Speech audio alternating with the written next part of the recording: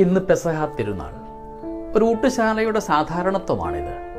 ഉണ്ണാൻ മറന്നാലും ഊട്ടാൻ മറക്കാത്ത മാതൃവാത്സല്യത്തോടുകൂടെ ഒരു തുണ്ട് തൂവാല കൊണ്ട് പാദക്ഷാളനത്തിൻ്റെയും ഒരു തുണ്ട് അപ്പം കൊണ്ട് പ്രാണദാനത്തിൻ്റെയും ആത്മദാനത്തിൻ്റെയും ഒക്കെ ഓർമ്മകൾ നമ്മെ പഠിപ്പിക്കുകയാണ് ഈശോ മിശിഹ എന്ന്. ക്രിസ്തീയ ഭക്തിഗാന മേഖലയിൽ ഏറ്റവും ശ്രദ്ധ പിടിച്ചൊരു ഗാനമാണ് ഇത്ര ചെറുതാകാൻ എത്ര വളരണമെന്ന്. നാം ഇന്ന് പഠിക്കുന്നുണ്ട് എത്രമാത്രം ഞാൻ വളരേണ്ടിയിരിക്കുന്നു അല്പമൊന്ന് ചെറുതാകുവാൻ വേണ്ടിയിട്ടെന്ന്. ലോകത്തെ വിപ്ലവം കൊള്ളിച്ച ഒരു മൊഴിയാണ് ഇതെൻ്റെ ശരീരം, ഇതെൻ്റെ രക്തം, ഇത് നിനക്കായി, ഇനിയും നിനക്കായി. ജീവിതം കുർബാനയാക്കിയവൻ്റെ ഓർമ്മ ദിനമാണ് പെസഹ.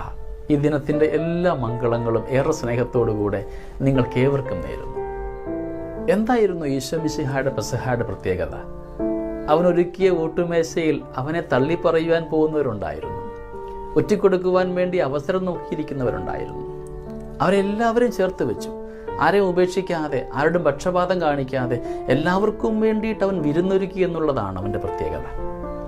നമ്മുടെയൊക്കെ സാധാരണ ജീവിതത്തിൽ കൂടെ ജീവിക്കുന്നവരുടെയും ഒറ്റിക്കൊടുക്കാൻ തക്കം പാർത്തിരിക്കുന്നവരുടെയും തള്ളിപ്പറയാൻ വേണ്ടി അവസരം നോക്കിയിരിക്കുന്നവരുടെയും ഒക്കെ ജീവിതത്തിലേക്ക് അവരുടെ കാല് കഴുകുവാൻ മാറുന്ന അനുഭവം ഉണ്ടാകുമ്പോഴാണ് കുർബാന നമുക്ക് അനുഭവമായിട്ട് മാറുകയുള്ളൂ.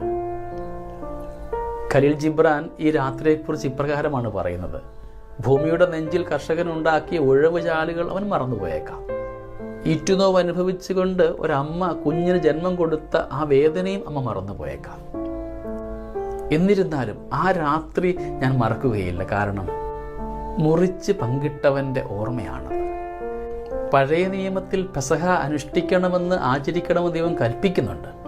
പുതിയ നിയമത്തിൽ ആ ദൈവം തന്നെ പെസഹ കുഞ്ഞാടായിട്ട് മാറുകയാണ്. ലോകത്തിൻ്റെ പാപം നീക്കുന്ന ദൈവത്തിൻ്റെ കുഞ്ഞാടായിട്ട് Isho Mishiha മാറ്റപ്പെടുന്നു, the lamp of God. പഴയ നിയമത്തിൽ പെസഹ ഒരു കടന്നുപോക്കലായിരുന്നുവെങ്കിൽ പുതിയ നിയമത്തിൽ പെസഹ ഒരു കടന്നുവരലാണ്. എൻ്റെയും നിങ്ങളുടെയും ഒക്കെ ജീവിതത്തിലേക്ക് പരിശുദ്ധ കുർബാനയായിട്ട് ദൈനംദിനം ഈശോ കടന്നു വരുന്നുണ്ട്. അത് പെസഹായിലൂടെ തന്നെയാണ്. പഴയ നിയമത്തിൽ പെസഹ ഒരു ആചാരവും അനുഷ്ഠാനവും മാത്രമായിരുന്നുവെങ്കിൽ പുതിയ നിയമത്തിലെ പെസഹ അനുദിന ജീവിതത്തിൽ നിറവേറ്റപ്പെടേണ്ട ഒരു ജീവിത സാക്ഷ്യമാണ്. ഫുൾട്ടൻ ജഷീൻ ഇപ്രകാരമാണ് പറയുന്നത്: ഈശോ തൻ്റെ ചങ്കിലെ ചോരയെടുത്ത് മാനവകുലത്തിൻ്റെ മുഴുവൻ പാപക്കറകൾ കഴുകി മാറ്റിയ രാത്രിയാണ് അന്ത്യത്താഴ രാത്രി. ഈ രാത്രിയിലാണ് അവൻ കുർബാന സ്ഥാപിക്കുന്നതും ശിഷ്യന്മാരുടെ പാദങ്ങൾ കഴുകുന്നതുമൊക്കെ. കാനായിലെ വീട്ടിൽ അവിടുന്ന് പറയുന്നുണ്ട്, നാം വായിക്കുന്നു യോഹന്നാന്റെ സുവിശേഷം 2-ാം അധ്യായത്തിൽ, എൻ്റെ സമയം ഇനിയുമായിട്ടില്ല. എന്നാൽ ഇന്ന് യോഹന്നാന്റെ സുവിശേഷം 13-ാം അധ്യായത്തിൽ നാം വായിക്കുന്നു, ഈശോ പറയുന്നുണ്ട്, ഈ ലോകം വിട്ട് പിതാവിൻ്റെ സന്നിധിയിലേക്ക് പോകുവാൻ സമയമായി എന്ന്. കാനായിലെ വീട്ടിൽ അവൻ പച്ചവെള്ളത്തെ വീഞ്ഞാക്കി മാറ്റി. ഇന്ന് ഈ വീഞ്ഞിനെ തിരിച്ചോരയാക്കി മാറ്റി എൻ്റെയും നിങ്ങളുടെയും ജീവിതത്തിൽ ക്ഷാളനപാത്രമായി, അനുഗ്രഹമായി, എല്ലാ കറകളെയും കുറവുകളെയും വിശുദ്ധീകരിക്കുന്ന ഒരു വലിയ അനുഗ്രഹമായിട്ടത് മാറ്റപ്പെടുകയും ചെയ്യുന്നുണ്ട്. ഈശോ മിശിഹായുടെ പെസഹ എന്നുള്ളതൊരു സ്നേഹവിസ്ഫോടനമായിരുന്നു. ഒന്നാമതായിട്ട് ഈ സ്നേഹവിസ്ഫോടനം വ്യക്തിപരമാണ്. ഓരോരുത്തരുടെയും ജീവിതത്തിലേക്ക് അവൻ്റെ കുറവുകളും പാളിച്ചകളും ഒക്കെ മനസ്സിലാക്കിയിട്ടും അവൻ്റെ പാദത്തെങ്കിലേക്ക് അതരം ചുംബിച്ചു കൊണ്ടുപോകുന്ന ഒരു വലിയ സ്നേഹം, വ്യക്തിപരമായ സ്നേഹമാണ് ഈശോ എല്ലാവരോടും കാണിച്ചത്. ആരെയും ഒഴിവാക്കാത്ത രീതിയിലുള്ള, എല്ലാവരെയും പരിഗണിക്കുന്ന ഒരു സ്നേഹം. രണ്ടാമത് പറയുന്നുണ്ട്, ഇത് സാർവത്രികമാണ്. ആരെയും ഒഴിവാക്കുന്നില്ല. ഒറ്റിക്കൊടുക്കാൻ പോകുന്നവർ കൂടെ ഉണ്ടായിരുന്നു, തള്ളിപ്പറയാൻ പോകുന്നവരുണ്ടായിരുന്നു, ഉപേക്ഷിച്ച് പോകുന്നവരൊക്കെ ഉണ്ടായിരുന്നു. എല്ലാവരെയും ചേർത്ത് പിടിച്ചുകൊണ്ട് സ്നേഹിക്കുവാനായിട്ട് ഈശോ പഠിപ്പിക്കുക.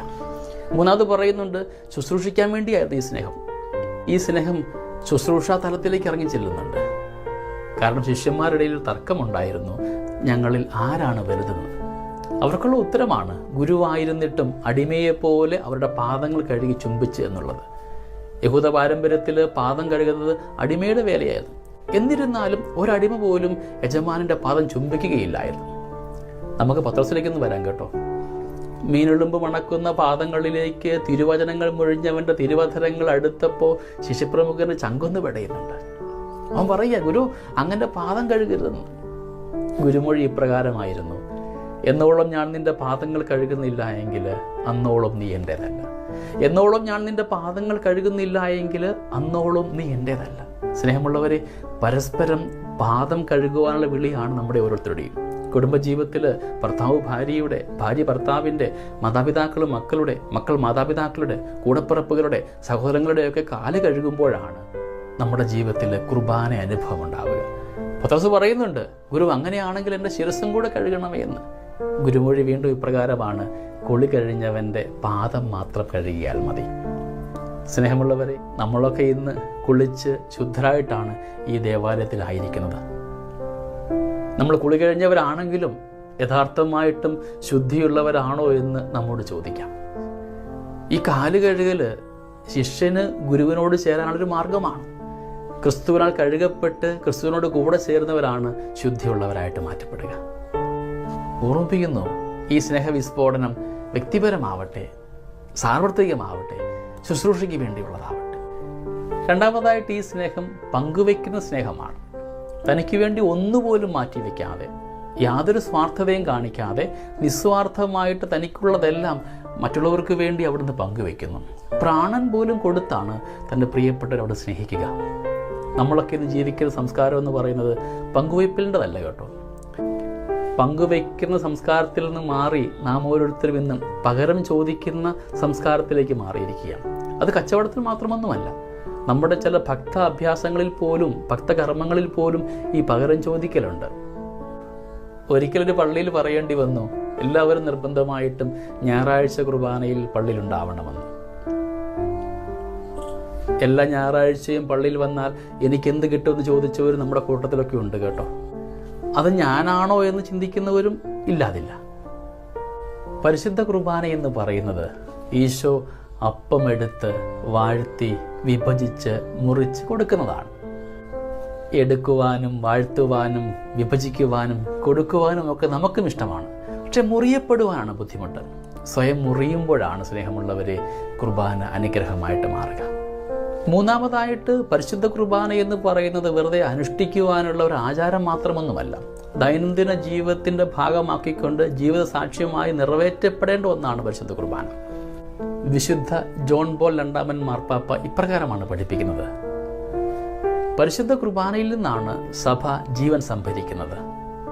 പഴയ നിയമ ജനതയുടെ കഷ്ടാനുഭവങ്ങളിലൊക്കെ മന്ന അവർക്ക് ഊർജം പകരുന്നുണ്ടായിരുന്നു.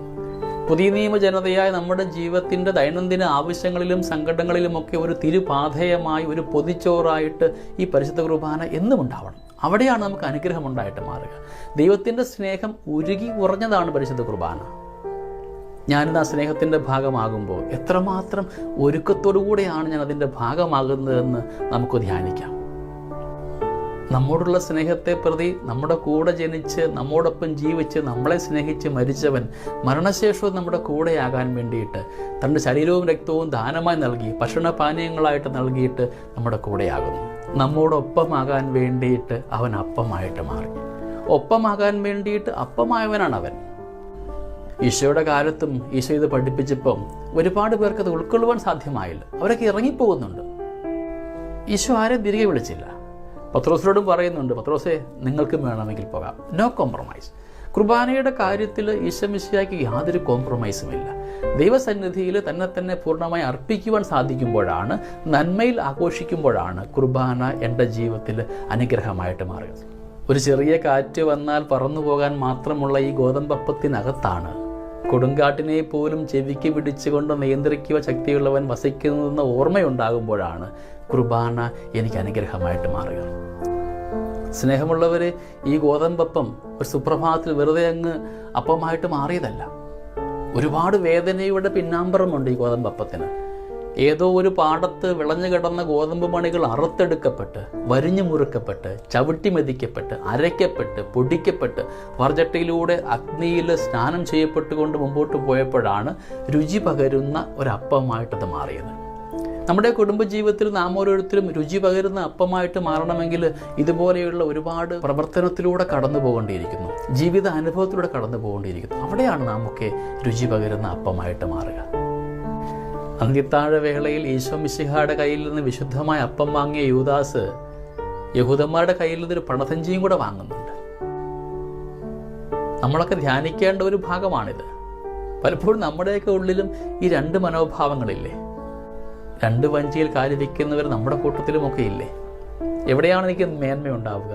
എവിടെയാണ് നേട്ടമുണ്ടാവുക? ആരെയാണ് പിണക്കാതിരിക്കാൻ പറ്റുക? ആരെ ഞാൻ കൂടെ നിർത്തണം? അപ്പുറം ഇപ്പുറം നിൽക്കുന്ന സ്വഭാവങ്ങളൊക്കെ ഉണ്ടാകും. ഇന്ന് ഈശോ പഠിപ്പിക്കുന്നു, ജീവിത വിശുദ്ധിയില്ല, നിന്റെ പാരമ്പര്യങ്ങളുടെ ഭാഗമായിരുന്നു കൊണ്ട് നിന്നെ ഏൽപ്പിച്ച ഉത്തരവാദിത്വം മനോഹരമായിട്ട് പോകുവാൻ, ഒന്നിനെക്കുറിച്ചും ആകുലപ്പെടാതെ ഭയപ്പെടാതെ ദൃഢമായ വിശ്വാസത്തിൽ അടിയുറച്ച് നിൽക്കുവാൻ, രണ്ടു വഞ്ചിയിൽ കാലി വയ്ക്കുന്നവരായി മാറാതെ വിശ്വാസത്തിൽ അടിയുറച്ച് പോകുന്നവരാകുവാൻ ഈ തിരുനാൾ നമുക്കൊരു കാരണമാക്കാം. Holy eucharist is a celebration of dangerous memory എന്നാണ് പറയപ്പെടുക. അപകടകരമായ ചില ഓർമ്മകളുടെ അനുസ്മരണമാണ് വിശുദ്ധ കുർബാന. കാരണം നമ്മളെയും ഈശോ ക്ഷണിക്കുന്നത് അവൻ്റെ കൂടെ മരിക്കാൻ വേണ്ടിയിട്ടാണ്. നമ്മുടെ ജീവിത ഇടങ്ങളിലൊക്കെ കൂടപ്പറപ്പിന് വേണ്ടി, ജീവിത ബന്ധങ്ങൾക്ക് വേണ്ടി, അവരിന് വേണ്ടി മുറിയപ്പെടുവാൻ, ചിന്തപ്പെടുവാൻ, മരിക്കുവാൻ നമുക്ക് ഒരുക്കമുണ്ടോ? ധ്യാനിക്കാം. സഹിയോൻ മാളികയിലെ പെസഹാ ഭക്ഷണവും ഗാഗുൽത്താമലയിലെ വിശുദ്ധമായ ബലിയും ഇല്ലാത്ത ക്രിസ്തു വെറുതെ ഒരു ചരിത്രപുരുഷൻ മാത്രമാണ്. നമ്മുടെ ജീവിതം അങ്ങനെ തന്നെയാണ് കേട്ടോ. എൻ്റെ ജീവിതത്തിലും ഈ പെസഹ ആചരണങ്ങളും പരിശുദ്ധ കുർബാനയും ഇല്ലെങ്കിൽ ഞാനും വെറുതെ ഇങ്ങനെ ജീവിച്ചു തീർക്കുന്ന ഒരു മനുഷ്യനായിട്ട് മാറുകയാണ്. നന്മയിൽ ജീവിക്കാം. ജീവിക്കുന്ന കാലം അത്രയും നന്മയിൽ ജീവിച്ചുകൊണ്ട് ക്രിസ്തുവിൻ്റെ കൂടെയാകുവാനായിട്ട് നമുക്ക് ഈ തിരുനാൾ ഒരു കാരണമാക്കുകയും ചെയ്യാം. ഈ പെസഹായുടെ ദിനം നമ്മെ ഓർമ്മിപ്പിക്കുന്നു ആത്മാർത്ഥമായിട്ട് സ്നേഹിക്കാൻ, സ്നേഹവിസ്ഫോടനം നടത്തിക്കൊണ്ട് എല്ലാവരെയും ഉൾക്കൊള്ളുന്ന ഒരു നന്മയുടെ സ്നേഹമാവട്ടെ. ഉള്ളത് പങ്കുവയ്ക്കുവാനുള്ള, മറ്റുള്ളവർക്ക് വേണ്ടി പങ്കുവയ്ക്കുവാനുള്ള ഒരു മനോഭാവം ഉണ്ടാവട്ടെ. ജീവിതം ഒരു കുർബാനയാക്കി മാറ്റുവാൻ നമുക്ക് തീരുമാനമെടുക്കുകയും ചെയ്യാം. ദൈവം അനുഗ്രഹിക്കട്ടെ. ഏവർക്കും പെസഹ തിരുനാളിൻ്റെ എല്ലാ മംഗളങ്ങളും നേരുന്നു. ഒരുക്കത്തോടുകൂടെ ഈശോമിശിഹായുടെ കൂടെ ആകുവാൻ ദൈവം നിങ്ങളെല്ലാവരെയും സമൃദ്ധമായി അനുഗ്രഹിക്കട്ടെ. നമ്മുടെ കർത്താവ് ഈശോമിശിഹായുടെ കൃപയും പിതാവായ ദൈവത്തിൻ്റെ സ്നേഹവും പരിശുദ്ധാത്മാവിൻ്റെ സഹവാസവും നമ്മുടെ കൂടെ എന്നും ഉണ്ടായിരിക്കട്ടെ, ഇപ്പോഴും എപ്പോഴും എന്നേക്കും. ആമേൻ.